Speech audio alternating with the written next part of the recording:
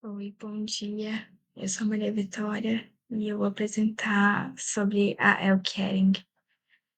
A Elle foi uma mulher que dedicou sua vida às artes, trabalhou tanto numa forma bidimensional, como a pintura, quanto tridimensional com esculturas, na década de 60 e 70.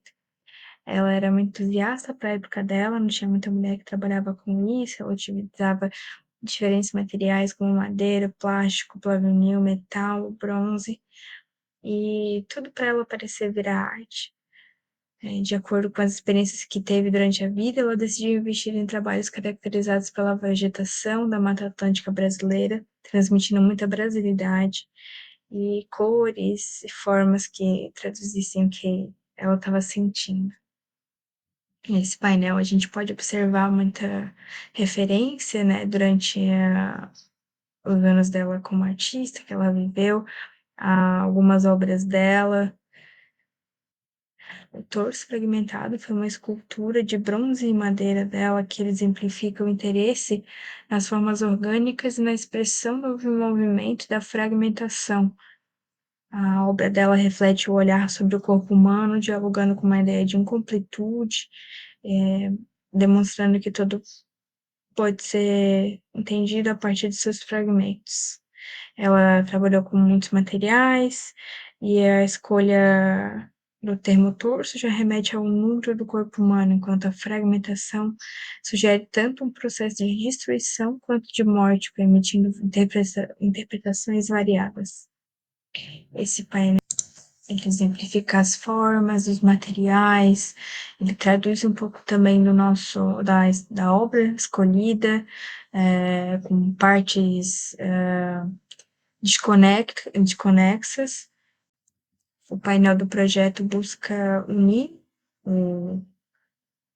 a obra, o conceito da artista e o que ele vai se tornar, o que a gente pode tirar de aprendizado durante o semestre, como a gente pode traduzir e inserir a essência de cada um no projeto. O local escolhido foi um local muito movimentado, para ele ser muito visto e muito visitado. A Terceira Avenida é uma das principais do centro da cidade, caracterizada por sua alta movimentação e de fácil acessibilidade. A proximidade com pontos importantes, como restaurantes, lojas, serviços, garante o fluxo constante de pessoas, potencializando a visibilidade e o alcance da galeria, que é o objetivo. O endereço também oferece uma conexão direta com as áreas importantes da cidade, facilitando o acesso de visitantes de diferentes regiões. O planta, sua forma se faz simples e o acesso principal foi disposto de forma que a pessoa pode escolher por onde ela vai começar.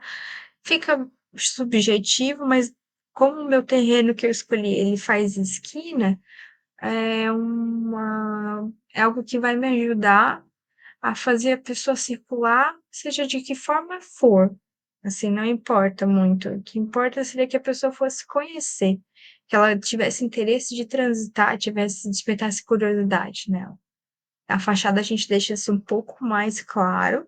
Foi alcançada uma comunicação visual que, mesmo sendo simples, ela é capaz de transmitir uma variedade de sentimentos. O design consegue equilibrar a simplicidade com a emoção, utilizando poucos materiais, como arenito, cores, água e vidro, muito presentes na fachada, em quase todas elas, criando uma atmosfera impactante e expressiva. Quase todas as nossas fachadas são envidraçadas, quase todas têm algum tipo de elemento diferente, que poucas eu queria que quase nenhuma fosse igual, eu queria que todas tivessem alguma coisa de diferente, alguma coisa que chamasse atenção. Mas isso é principalmente perceptível e marcante na fachada principal, que é a frontal. Na análise formal da obra, a gente pode perceber, de acordo com a Gestalt, a continuidade, que o plano inclinado da fachada, principalmente percebido na fachada frontal, e os elementos lineares do projeto guiam o olhar do observador de forma fluida, que esse era um dos objetivos, tornar algo fluido, criando um percurso visual e contínuo, e a continuidade foi aplicada aqui para conectar todas essas diferentes forma do edifício. Na proximidade também a gente consegue ver os volumes do projeto, que são diferentes, mas eles formam um agrupamento coeso. Por eles estarem próximos, eles criam uma unidade que é perceptível em todas as obras, de acordo com as profs Carol e Marina. Ao longo do semestre todo, a gente sabe que toda obra tem uma unidade, mas esse, ele estando próximo, a gente consegue ver que ele faz parte do mesmo projeto, não sendo só pela cor, mas também porque eles se conectam.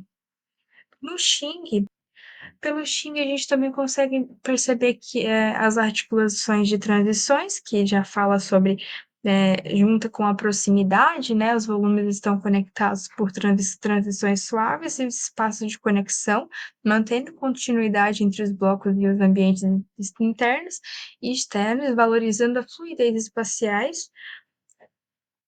espacial, desculpa, e a interação positiva e negativa, que era uma vontade minha de incluir no projeto, sendo essa relação entre os blocos construídos e o espaço aberto ao redor, que seria o jardim, refletindo o equilíbrio entre o preenchido, positivo, e o vazio, que seria negativo.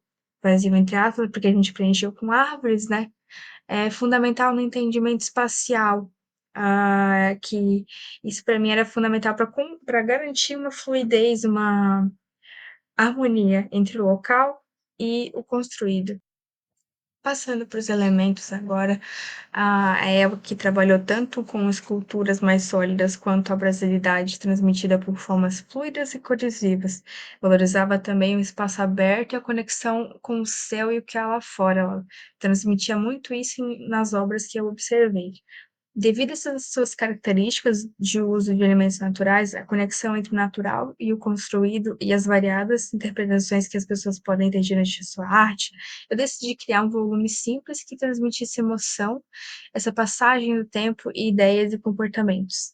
Por meio de formas distintas e aglomeradas, cores variadas e elementos da natureza, surge a Galeria EG, um espaço que traduziria toda a história de Elke até seus últimos dias, em primeira parte, na parte em vermelho, e depois usaria o espaço a seu favor para deixar ali seu legado, juntamente com a paisagem do jardim planejado e posicionado estrategicamente, visto através de uma fina camada de vidro, que seria possível na visão do observador na parte azul.